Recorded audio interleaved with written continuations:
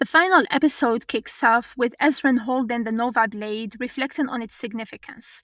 It's been missing for generations, only to resurface now when they need it most. He's convinced this is no coincidence, it's destiny. Anya hesitates, something that's rare for her. She tells Ezran she's always been decisive, her arrows reaching their mark before she even fully processes the shot. But this time, something feels off. She's worried the Nova Blade's discovery was all part of Erebos's plan. What if he led Ezran straight to it? Ezran listens but remains firm. He knows it could be a trap, but he's ready to face Erebos. He believes it's his responsibility. With Zim by his side, Ezran sets off for Laxoria, leaving Bait behind despite the loyal creature's usual companionship. Riding on Zim, Ezran starts to worry they won't make it in time. It's too far. That's when Zim growls, sensing something ahead. Rayla watches in panic as Callum prepares to destroy Erebos and tries to stop him. She pleads with him not to go through with it, but Callum is resolute. He tells Erebos that once the spell is complete, Erebos will have no escape, no vessel to inhabit. He'll be trapped forever, and Callum is determined to make that his destiny. Ezran suddenly arrives with Zim, the Dragon Prince, just as tensions reach their peak. Zubeya, seeing her son, pleads with Avizendum not to let Zim get hurt. Erebos taunts Callum, warning him that time is running out. If he doesn't act fast, Ezran and Zim will seal his fate, unleashing chaos on the world. Rayla begs Callum again to stop, but he insists he has no choice. If he doesn't act, everyone will die. Before he can cast the spell, Claudia arrives and interrupts him. Erebos seizes the moment to gloat, claiming Callum has lost. If he casts the spell now, he'll belong to Erebos entirely. Erebos insists there is no way to win, it's over. Rayla, however, refuses to back down. She declares that even if victory seems impossible, they're willing to sacrifice anything to save the world. With resolve, she readies her bow as Callum begins casting the spell. Meanwhile, Zubeya appeals to Avizendum's love for their son, reminding him of the sacrifice he made to protect Zim. She believes that love still lives within him. Erebos mocks them one last time, claiming that no matter how long it takes, his time will come, but Avizendum listens to Zubeya and turns on Erebos, launching a fierce attack.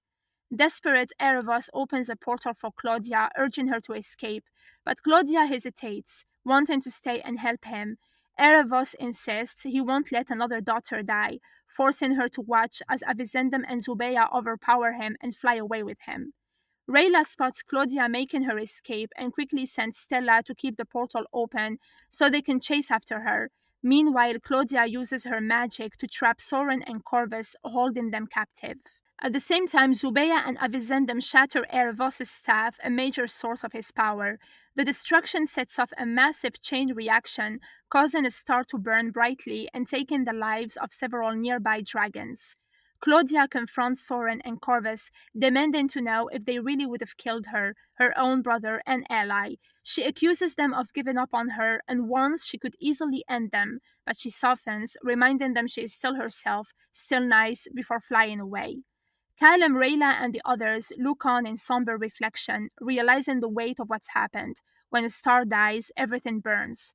Domina calls for everyone to seek shelter under her wings as chaos unfolds.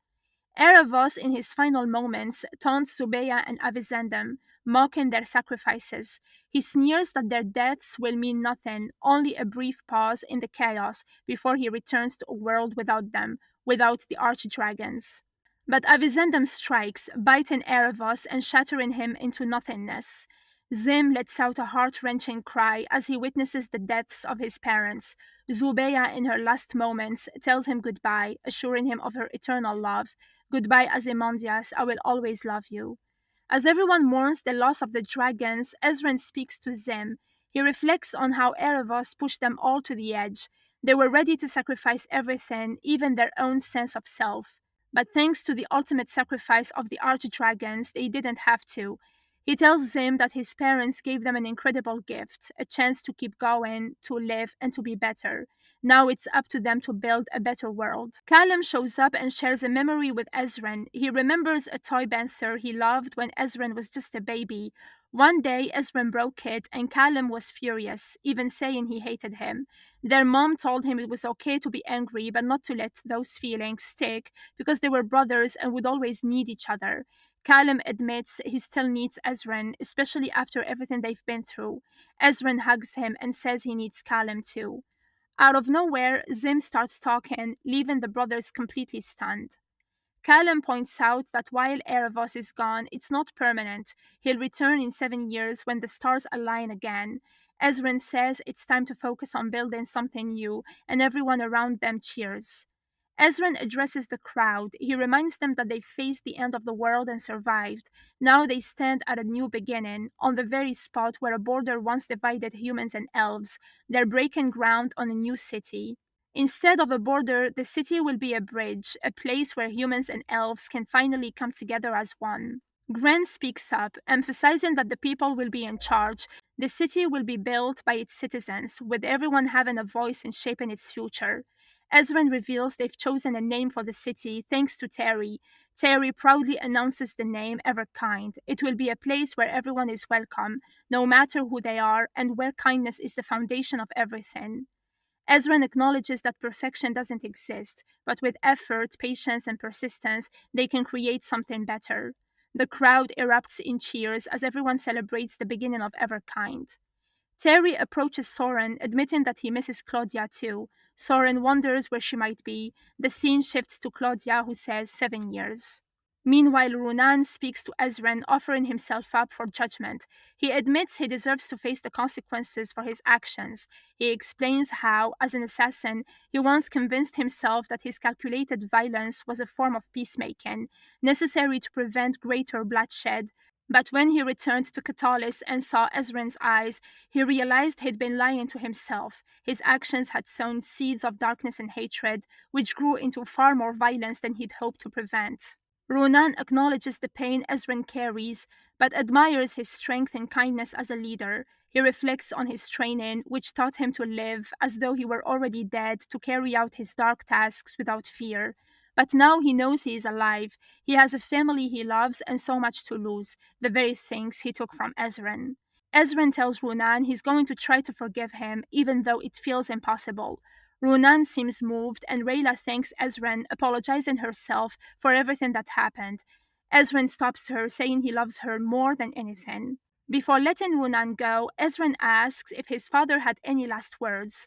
Runan recounts how strange the moment was.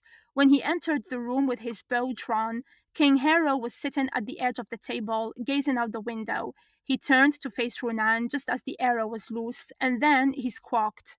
Corvus steps in, mentioning that after that fateful night, strange rumors had circulated. He didn't believe them at the time, but now everything feels different. Later, Soren tells Corvus and Terry with determination that they've got a bird to find. Callum blindfolds Rayla, leading her to a bridge while asking if she trusts him. Below the bridge, a small boat floats by, carrying bait and group of baitlings, all singing a cheerful tune. Callum explains that with everything they've been through, he wanted to do something light-hearted just for her. As the moment sinks in, Rayla tells Callum she loves everything about him, then leans in and kisses him. The scene fades, ending on their shared happiness.